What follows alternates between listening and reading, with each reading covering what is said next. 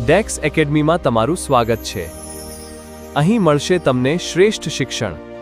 Pankaj sir સાથે સફળતા મેળવો। તો નમસ્કાર વાલા વિદ્યાર્થી મિત્રો, હું પંકજ રાવત સર સ્વાગત કરું છું આપ સર્વેનું આપણા સૌની ચેનલ ડેક્સ એકેડમી પર। વાલા વિદ્યાર્થી મિત્રો, ધોરણ 11 પ્રથમ સત્રની વર્ષ 2026 ની પરીક્ષા માટે આપણું વિકાસ અસાઇનમેન્ટ ફાઇનલી ઓફિશિયલી અહીંયા આવી ગયું છે અને આજ રોજથી આપણે આ વિકાસ અસાઇનમેન્ટ ધોરણ 11 નું સોલ્યુશન શરૂ કરવા જઈ રહ્યા છીએ। ટૂંક જ સમયમાં ધોરણ 12 અને અન્ય ધોરણ માટેના સોલ્યુશન્સના વિડીયોઝ પણ આપણી ચેનલ ઉપર આવી રીતે જ અપલોડ થતા રહેશે। તો ફટાફટથી આપ સર્વે વિદ્યાર્થી મિત્રો, જો આપણી ચેનલ ઉપર ક્યાંકથી હરતા ફરતા પહેલી વખત પધાર્યા છો તો નીચે આવેલા લાલ કલરના સબસ્ક્રાઇબ બટનને દબાવીને ચેનલ ઉપર જોડી દેજો। બાજુમાં આવેલા બેલ આઇકનને ઓલ પર સેટ કરી દેજો, જેથી કરીને ભવિષ્યમાં આવનારા આવા જ મહત્વપૂર્ણ વિડીયો સૌથી પહેલા આપને જોવા મળતા રહે। મિત્રો, પ્રથમ વિડીયો છે અહીંયા આપણો આ વિડીયો 01। અહીંયા અકાઉન્ટ્સ એટલે કે નામાના મૂળ તત્વોના વિભાગ સી ના ભાગ 1 પ્રકરણ 1 થી સૌથી પહેલા આજે આપણે શરૂઆત કરીએ છીએ। વિડીયો આપને ગમે, વિડીયો પસંદ આવે તો લાઈક જરૂરથી જે છે તે વિડીયોને કરજો। ચાલો મિત્રો, અહીંયા સૌથી પહેલા આપણને આપેલ છે વિભાગ સી ની અંદર પ્રશ્ન નંબર 16 થી લઈને 19।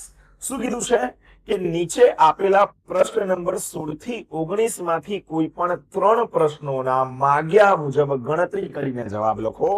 અહીંયા કુલ આપણા 3 પ્રશ્નો, પ્રત્યેક પ્રશ્ન માટે 3 ગુણ છે, તો 3 કરીને 9 ગુણનું અહીંયા આપણું આ વિભાગ સી થઈ જશે। હવે આપણી પ્રથમ પરીક્ષા માટે હોય, દ્વિતીય પરીક્ષા માટે હોય કે વાર્ષિક પરીક્ષા માટે હોય, વિભાગ સી ના પ્રશ્નો આવડવા આપણા માટે ખૂબ જરૂરી છે। સૌથી પહેલા મિત્રો, આપણા ભાગ 1 ના પ્રકરણ નંબર 1 માંથી આપેલું છે પારિભાષિક શબ્દોની સમજૂતી વાળું આપેલ ચેપ્ટર, અને આની અંદર 18 અલગ અલગ શબ્દો અહીંયા લીધેલા છે। એક પછી એક શબ્દો જે છે તેને આપણે વિગતવાર સમજતા જઈએ, એનું સોલ્યુશન સમજતા જઈએ તો આપણને વધારે સારી રીતે જે છે તે અહીંયા ખ્યાલ આવી જશે।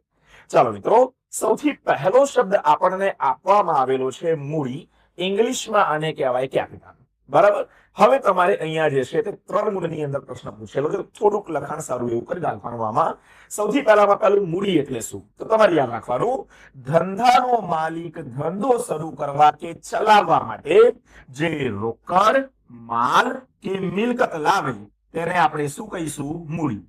જરૂરી નથી મૂડી હંમેશા રોકડ સ્વરૂપે જ હોય। મૂડી જે છે તે રોકડ, માલ અને મિલકત ગમે તે સ્વરૂપે હોઈ શકે છે। કોઈક વ્યક્તિ ફર્નિચર લાવીને ધંધો શરૂ કરે તો ફર્નિચર પણ એની શું કહેવાશે ભાઈ અહીંયા? તો કે મૂડી કહેવાશે। મૂડીમાં એવી તમામ વસ્તુઓનો સમાવેશ કરવામાં આવે છે કે જે માલિક દ્વારા લાવવામાં આવેલ હોય અને જેનું નાણાકીય મૂલ્ય આંકી શકાતું હોય, બરાબર। જે વસ્તુનું નાણાકીય મૂલ્ય નથી ભાઈ, તેને આપણે મૂડીમાં ગણીશું નહીં। એક ઉદાહરણ લઈએ તો વધારે સારી રીતે ખબર પડશે। રૂપિયા 10,000 રોકડા, 6,000 નું ફર્નિચર, 8,000 નો માલ લાવી ધંધો શરૂ કર્યો તો વ્યક્તિની રોકડ, મિલકત અને માલ ત્રણે શું ગણાશે? મૂડી। કેમ મૂડી? કારણ કે અહીંયા ત્રણેય વસ્તુ લાવીને એને ધંધો શરૂ કર્યો છે, તો ત્રણેયનો જો આપણે સરવાળો કરીએ તો આપણી કુલ મૂડી કેટલી ગણાય ભાઈ અહીંયા? તો કે રૂપિયા 24,000, બરાબર છે।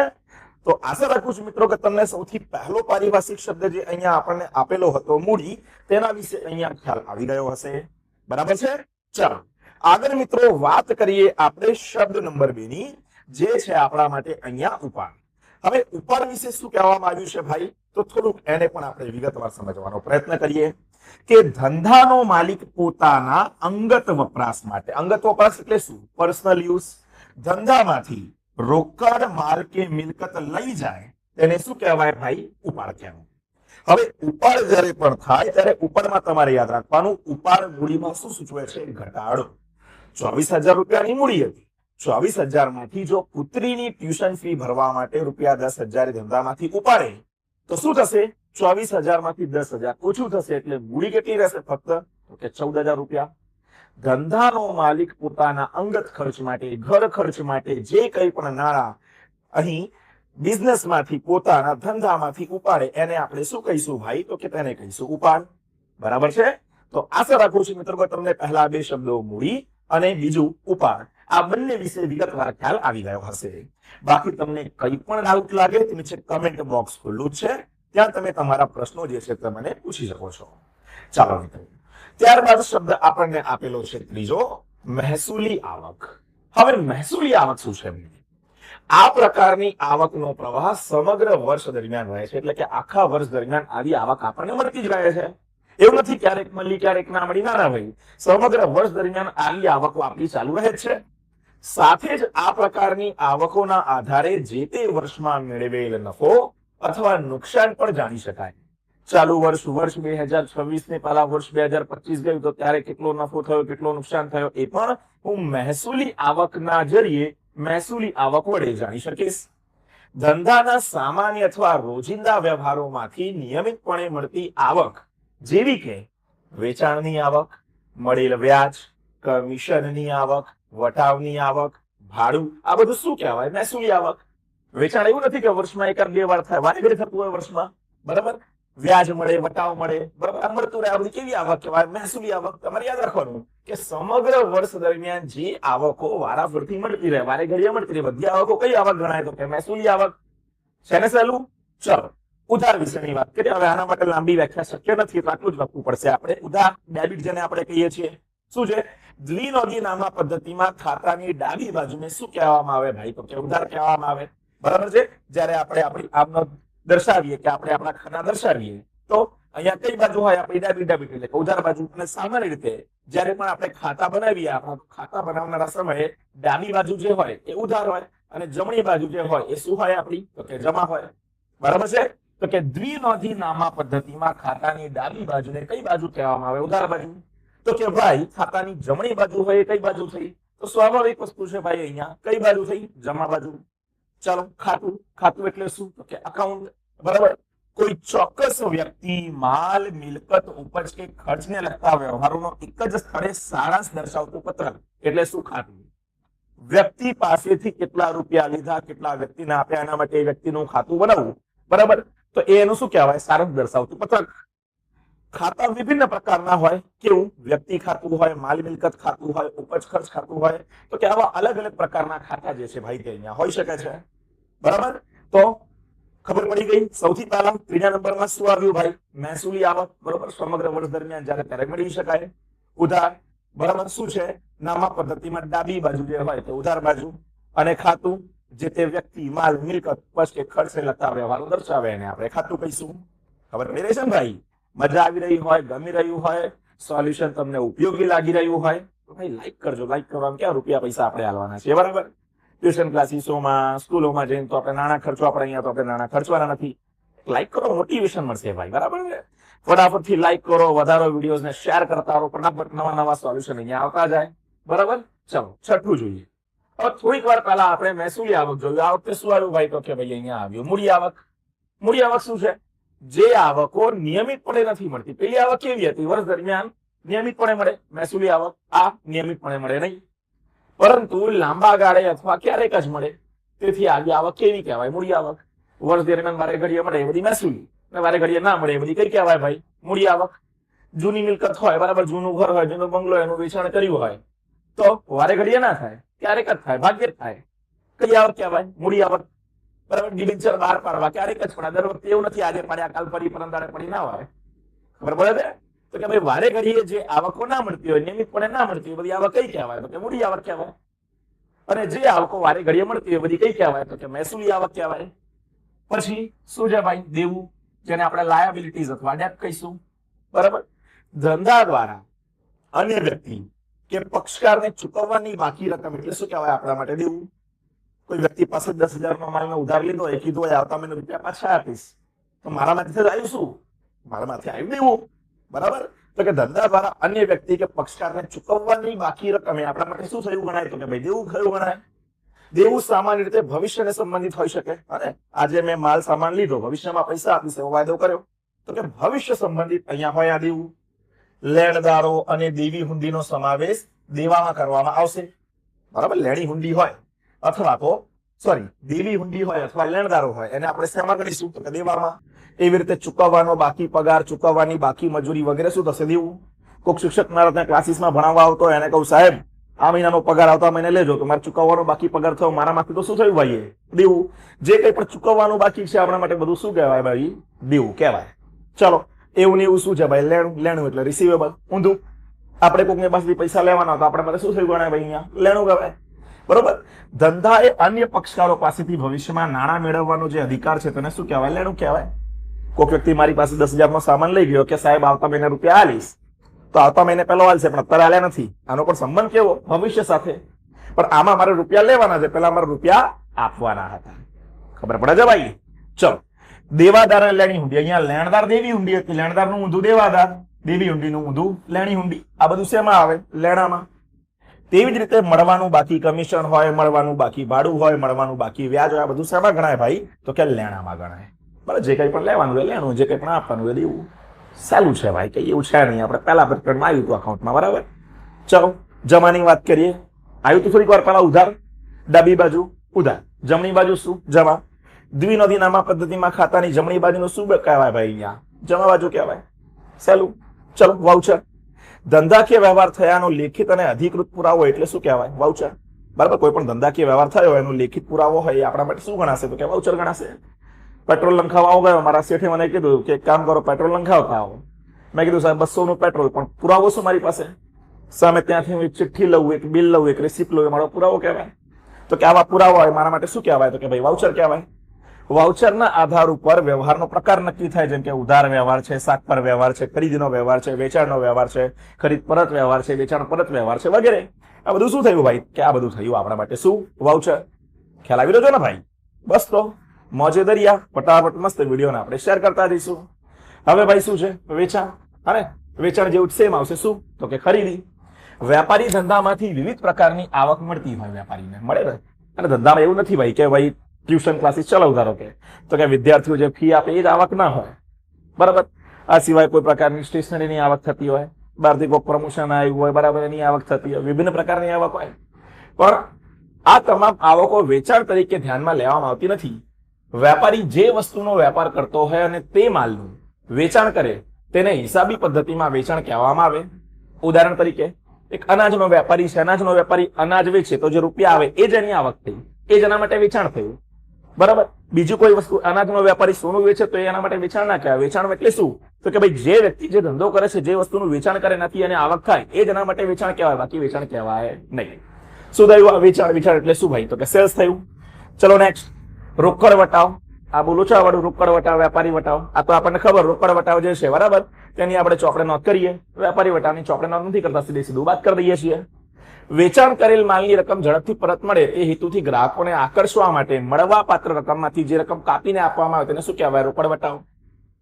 એક વ્યક્તિ આવ્યો, મને કે 10,000 નો મોબાઈલ લેવો, આપણે 10,000 નો મોબાઈલ આપ્યો, પણ આપણને લાગે 10,000 તરત જ આલી દે, તો ભલે 500 ઓછા આવે, આપણે કીધું 10,000 તરત આલો, 500 ઓછા કરી દઈશું. રોકડની સામે શું આપ્યું આપણે? ડિસ્કાઉન્ટ. ડિસ્કાઉન્ટ એટલે વટાવ, કેશ ડિસ્કાઉન્ટ, રોકડ વટાવ. બરાબર. આને શું કહેવાશે? કે ભાઈ ચોપડે આની આપણે નોંધ કરીશું. વેપારી વટાવ બાદ કર્યા પછી રોકડ વટાવ ગણવામાં આવે. બરાબર. વેપારી વટાવ બાદ થાય એના પછી જ રોકડ વટાવ ગણાય. અમુક દાખલા એવા હોય, અમુક વ્યવહારો એવા હોય એમાં વેપારી વટાવ પણ આપેલો હોય ભાઈ અને રોકડ વટાવ પણ આપેલો હોય. બરાબર. 10,000 રૂપિયાનો માલ, સમજો, 10,000 રૂપિયાનો માલ 10% વેપારી વટાવ અને 10% રોકડ વટાવે વેચ્યો. સૌથી પહેલા 10,000 માઇનસ 10% શું? વેપારી વટાવ કેટલા થાય? 9,000. પછી માઇનસ રોકડ વટાવ 10% એટલે 900. કેટલા થયા? 8,100. ખ્યાલ આવે છે શું કહું છું? પહેલા વેપારી વટાવ બાદ થાય, પછી શું બાદ થાય? રોકડ વટાવ. રોકડ વટાવની આપણે ચોપડે નોંધ કરીએ છીએ, જ્યારે વેપારી વટાવની આપણે ચોપડે નોંધ કરતા નથી. સિમ્પલ ભાઈ, કેશ ડિસ્કાઉન્ટ, રોકડ વટાવ. નુકસાન, લોસ. બરાબર. આમ તો બહુ સહેલી વ્યાખ્યા છે કે પડતર કિંમત હોય, પડતર કિંમત કરતા આપણી વેચાણ કિંમત ઓછી હોય તો ખોટ થાય. બહુ સિમ્પલ વ્યાખ્યા છે. અને પડતર કિંમત કરતા વેચાણ કિંમત વધારે હોય તો શું થાય? નફો થાય. પણ એકાઉન્ટિંગ ડેફિનેશન જોવા જઈએ તો એવી છે કે કોઈ પણ પ્રકારના વળતર કે લાભ મેળવ્યા વિના ધંધામાંથી મિલકત કે નાણાંની હાનિ, જેમ કે આગથી માલ બળી જાય, માલની ચોરી થઈ જાય, આ બધું પણ શું કહેવાય? નુકસાન. એક વ્યક્તિ હોય, એક વેપારી હોય, અને ગોડાઉનમાં માલ ભરાયેલો હોય, વખારમાં માલ ભરાયેલો હોય, સડનલી આગ લાગી ગઈ, માલ બળી ગયો, તો એના માટે તો કહેવાય શું? નુકસાન. તો પડતર કિંમત, વેચાણ કિંમત બધું સાઈડમાં રહ્યું, પણ એવી રીતે પણ નુકસાન થાય કે ના થાય? તો સાહેબ થાય. ટ્રક જતો હોય, માલ લઈને 10 લાખ રૂપિયાનો છે, ટ્રકનું એક્સિડન્ટ થયું, બધો માલ વેરવિખેર, શું થયું ભાઈ? નુકસાન થયું ગણાય. તો આ પણ નુકસાન કહેવાય. આ સિવાય શું કહે છે? નફા કરતા નુકસાનોની ગણતરી વિરુદ્ધ હોય. બરાબર છે. કીધું છે વર્ષ દરમિયાનની નિયમિત જાવકોમાંથી એટલે કે ખર્ચમાંથી નિયમિત આવક એટલે કે ઉપજ બાદ કરતા તફાવતની જે રકમ વધે એને શું કહેવાશે? તો કે ભાઈ નુકસાન કહેવાશે. બરાબર છે.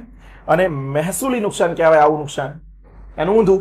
એવી જ રીતે કોઈ મિલકતનું ચોપડે કિંમત કરતા ઓછી કિંમતે વેચાણ કરીએ તો પણ થાય, એને શું કહેવાય? નુકસાન. ચોપડે કિંમત દર્શાવી હોય 10,000 અને વેચાણ થયું માત્ર 8,000 નું, તો ચોપડે કિંમત કરતા આપણી વેચાણ જે છે એ કિંમત કેવી છે? ઓછી છે, તો પણ આપણે શું કહેવાય? નુકસાન. નુકસાન ખોટ બંને શું છે? એક જ છે. બરાબર. લોસ કહીશું આપણે આને. ખ્યાલ આવી રહ્યો છે? ચલો. આવક ધંધા દ્વારા કરવામાં આવેલ વ્યવહારના પરિણામ સ્વરૂપે જ્યારે નાણાં મળે ત્યારે તેને શું કહેવાય? આવક કહેવાય. આ આવકોને તે મળવાના સ્વરૂપના આધારે વર્ગીકૃત કરવામાં આવે છે. વર્ષ દરમિયાન નિયમિત મળતી આવકો અને વર્ષ દરમિયાન નિયમિત ન મળતી આવક. આવક બે પ્રકારની, નિયમિત મળે, નિયમિત ન મળે, બે પ્રકારની આવક હોય. બરાબર. જે કંઈ પણ વેચાણ કરીએ એનાથી આપણને મળે શું કહેવાય? આપણા માટે આવક. કેટલા વ્યવહારો થયા ભાઈ? 14 વ્યવહારો થયા. ચલો આગળ જોઈએ ભાઈ. છેલ્લા 4. આના પછી ભાગ 1 પ્રકરણ 1 પૂરું. લાઈક નહીં કરી હજુ સુધી ભાઈ, લાઈક ઠોકજો ફટાફટ વિડીયોને. બરાબર. શેર કરજો, ચેનલ સબસ્ક્રાઇબ કરજો. કેમ? આવા મહત્વપૂર્ણ વિડીયો તમારા માટે લાવવાનો છું ને ભાઈ, મારા માટે થોડી જ આપણને આવડે જાવ બધું. ચલો શું કહીશું? લાભ. લાભ એટલે શું? નફો. નફાને શું કહેવાય? પ્રોફિટ અથવા ગેઇન. બરાબર. થોડીક વાર પહેલા આપણે ખોટ વિશે ભણ્યા, નુકસાન વિશે ભણ્યા. ચોક્કસ સમયગાળા દરમિયાન કુલ આવકમાંથી કુલ ખર્ચ બાદ કરતા જે રકમ વધે, કુલ આવકમાંથી કુલ ખર્ચ બાદ કરતા રકમ વધે તેને લાભ અથવા નફો કહેવાય. બીજું થોડીક વાર પહેલા કીધું, પડતર કિંમત કરતા વેચાણ કિંમત વધુ તો પણ શું થાય ભાઈ? નફો થાય. પછી શું કહે છે? તેને લાભ કે નફો કહેવાય. આ સિવાય શું કહે છે કે ભાઈ આવકોમાંથી નિયમિત જાવકો બાદ કરતા વધેલી રકમ હોય એને પણ શું કહેવાય છે? તો કે નફો કહેવામાં આવે. બરાબર. નફો અને ખોટ તેને આવડે આપણને. ખરીદી, પરચેસ કે જેને આપણે કહીએ. પરચેસ શું છે? ધંધામાં ઘણી વસ્તુઓ અને સેવાઓ ખરીદવામાં આવતી હોય. ક્લાસીસ ચલાવીએ તો એવું નથી ભાઈ બેન્ચીસ ને બોર્ડ લઈને મૂકી દીધું ચાલે. ઘણી બધી વસ્તુ, પંખા, ટ્યુબલાઇટ, પેન્સિલ, સ્ટેશનરી બધું ખરીદવું પડે. તો કે ધંધામાં ઘણી બધી વસ્તુઓ અને સેવા ખરીદવામાં આવે. આ તમામ ખરીદીઓ ધંધાની ખરીદી તરીકે ઓળખવામાં ના આવે. આ ધંધાના ખર્ચાઓ તરીકે ઓળખાય. વેપારી જે વસ્તુનો વેપાર કરતો હોય તે માલ ખરીદે તે હિસાબી પદ્ધતિમાં ખરીદી કહેવામાં આવે. એક ઉદાહરણ મસ્ત આપ્યું. અનાજના વેપારી દ્વારા સ્ટેશનરી ખરીદવામાં આવે તો સ્ટેશનરી ખર્ચો છે, પણ અનાજ વેચવા માટે ખરીદે તો અનાજ શું છે? એની ખરીદી. વેપારી જે વસ્તુ વેચતો હોય, જે વેચવા માટે ખરીદે એના માટે ખરીદી ગણાય, બાકી બધું શું ગણાય? ખર્ચા. મોબાઈલનો સ્ટોર વાળો વ્યક્તિ મોબાઈલ ખરીદે કારણ કે મોબાઈલ એને વેચવો છે, તો વેચવા માટે જે ખરીદ્યું એ એના માટે શું થઈ? ખરીદી. પણ ટ્યુબલાઇટ, પંખા એ વેચતો નથી તો એ બધું એના માટે શું કહેવાશે? તો કે ભાઈ એ બધું એના માટે જે છે તે ખર્ચા કહેવાશે. ખ્યાલ આવી રહ્યો છે? વેચવા માટે જે કંઈ પણ ખરીદે વેપારી એ એના માટે ખરીદી કહેવાય, બાકી બધું શું કહેવાય? ખર્ચા. ચલો વ્યવહાર, જેને આપણે ટ્રાન્ઝેક્શન કહીએ. ધંધાકીય વ્યવહાર એટલે બે કે વધુ વ્યક્તિઓ વચ્ચે ધંધાની માટેની વસ્તુ કે સેવાની રોકડમાં અથવા શાક પર ફેરબદલી. શું કીધું? ધંધાકીય વ્યવહાર એટલે કે બે કે વધુ વ્યક્તિઓ વચ્ચે ધંધા માટેની વસ્તુ કે સેવાની રોકડમાં અથવા શાક પર, કાં તો ઉદાહરણ કાં તો રોકડ ફેરબદલી. ધંધાકીય વ્યવહાર એટલે ધંધાનું કૃત્ય, ધંધાનું એક્ટ. ધંધાકીય વ્યવહાર હંમેશા આર્થિક વ્યવહાર હોય. ધંધાકીય વ્યવહાર કેવો હોય? આર્થિક. બિન આર્થિક ના હોય. બિન આર્થિક હોય ધંધાકીય વ્યવહાર ના હોય. આર્થિક વ્યવહાર એટલે જેનું નાણામાં મૂલ્ય માપી શકાય. વ્યક્તિ પાસેથી રૂપિયા લીધા, વ્યક્તિને રૂપિયા આપ્યા, આ બધા કેવા વ્યવહારો છે? તો કે ભાઈ નાણાકીય વ્યવહાર, આર્થિક વ્યવહાર. અને આર્થિક વ્યવહાર એ શું છે? ધંધાકીય વ્યવહાર. માલનો ઓર્ડર આપ્યો, બિન આર્થિક, તો એ આપણો ધંધાકીય વ્યવહાર ના ગણાય, એટલે આપણે નોંધે નથી કરતા. જ્યારે નાણાં આવે, નાણાં જાય, આર્થિક સ્વરૂપે કોઈ પણ વ્યવહાર થાય તો એ બધું આપણા માટે શું કહેવાય? તો કે ભાઈ વ્યવહાર કહેવાય, બાકી આપણા માટે વ્યવહાર કહેવાય નહીં. દેવાદારો, ડિટર્સ. વેપારી દ્વારા પોતાના ગ્રાહકોને ઉધાર એટલે શાક પર માલનું વેચાણ કરવામાં આવે ત્યારે ગ્રાહકોને દેવાદારો તરીકે ઓળખવામાં આવે. ગ્રાહક અને દેવાદાર બંને કોણ? એક જ. એનાથી ઊંધું વેપારી અને લેણદાર. વેપારી અને લેણદાર એક જ. વેપારી અથવા લેણદાર પાસેથી આપણે માલ લઈએ, આપણે રૂપિયા આલવાના હોય. આમને આપણે માલ વેચીએ, આમની પાસેથી આપણે રૂપિયા લેવાના હોય. એક્સ નામના વ્યક્તિ પાસેથી મેં માલ ખરીદ્યો તો મારે એને રૂપિયા આપવાના, તો એ મારું શું કહેવાય? લેણદાર. પણ એક્સ નામના વ્યક્તિને મેં માલ વેચ્યો તો મારે એની પાસેથી રૂપિયા લેવાના, જેની પાસેથી મારે રૂપિયા લેવાના એ મારું શું કહેવાય? ભાઈ દેવાદાર, ડેટર કહેવાય. ગ્રાહકને જેટલા રૂપિયામાં માલનું ઉધાર વેચાણ કરેલ હોય તેટલી રકમનો તે વ્યક્તિ શું બને? દેવાદાર બને. દેવાદારોને ચાલુ મિલકત ગણવામાં આવે. કેવી મિલકત ગણાય ભાઈ? દેવાદારો ચાલુ મિલકત ગણાય. તો ભાઈ આની સાથે 18 વ્યવહારો આપણા શું થઈ ગયા? પૂરા. આશા રાખું છું, ઉમ્મીદ રાખું છું બધું ખબર પડી ગઈ હશે, મજા આવી હશે. બરાબર. વિડીયો ગમે હોય વિડીયો લાઈક કરવાનો, અન્ય મિત્રો હોય એમની જોડે વિડીયોને શેર કરવાનો. આવા જ મહત્વપૂર્ણ વિડીયો જોઈએ કમેન્ટ કરતા રહો.